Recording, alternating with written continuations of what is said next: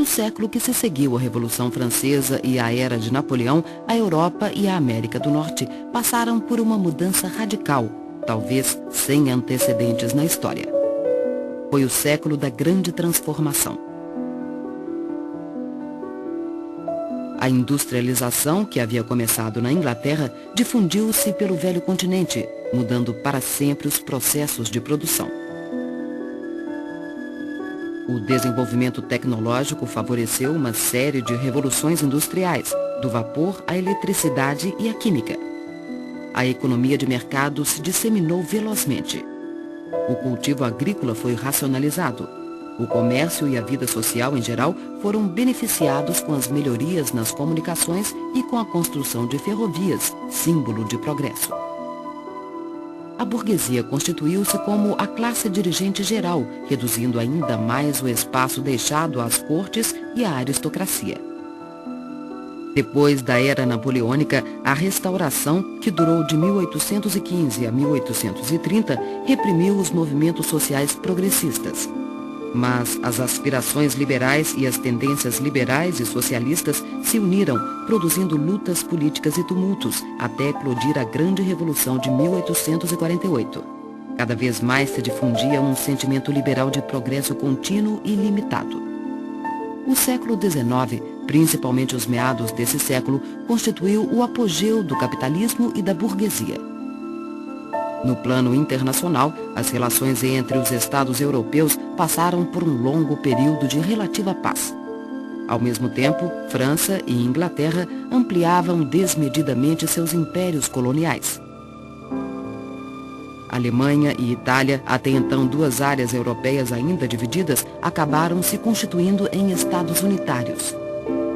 Enquanto isso, do outro lado do Atlântico, os Estados Unidos cresceram política, demográfica e, sobretudo, economicamente, tornando-se uma grande potência industrial. Essa foi a época das grandes migrações europeias. Contudo, nas 3 últimas décadas do século XIX, voltou a pairar um clima de inquietude e temor. Estavam se acumulando as causas que levariam à Primeira Guerra Mundial.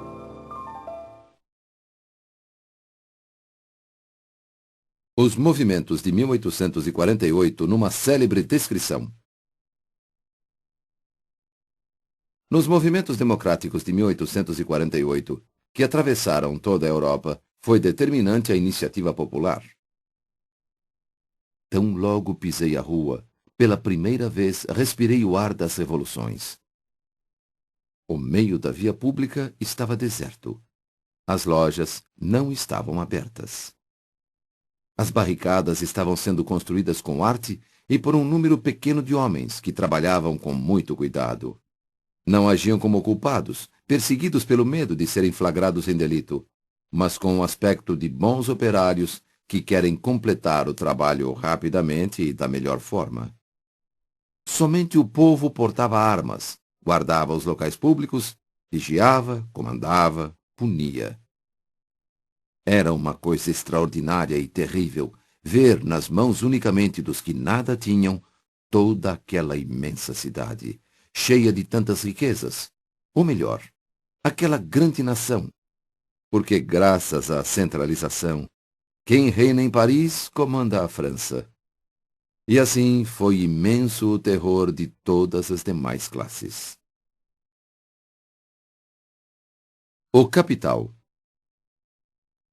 Todo o complexo mecanismo de acumulação de capital e de enriquecimento da burguesia, símbolo do século XIX, aqui está retratado em algumas palavras de um de seus críticos.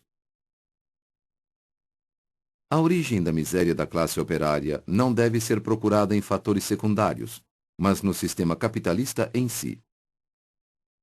O operário vende ao capitalista sua força de trabalho por uma determinada quantia diária. Após ter trabalhado algumas horas, ele já produziu o valor correspondente àquela quantia. Mas seu contrato de trabalho estabelece que ele deve continuar a trabalhar ainda por muitas horas para completar sua jornada de trabalho. O valor que ele produz nessas horas suplementares de trabalho representa a mais-valia, que ao capitalista não custa nada, mas cujos lucros vão para seus cofres. Esse é o fundamento do sistema que cada vez mais divide o mundo civil. De um lado, encontram-se os Rothschild e Vanderbilt, proprietários de todos os meios de produção e de sustento. E do outro lado, uma massa sem fim de assalariados que não possuem nada além da própria força de trabalho.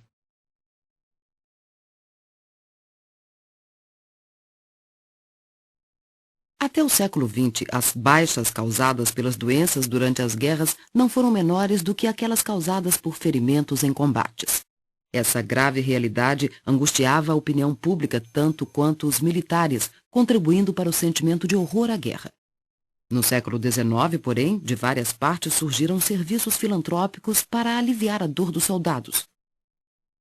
O mais conhecido pelos seus resultados foi a Cruz Vermelha Internacional, fundada por Henri Dunant em 1864.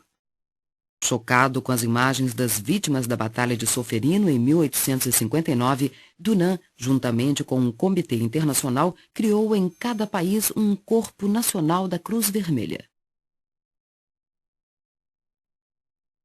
Desde então, a Cruz Vermelha dá assistência aos feridos, às vítimas de catástrofes naturais e socorre os prisioneiros de guerra, sustentando-os e mandando notícias às famílias.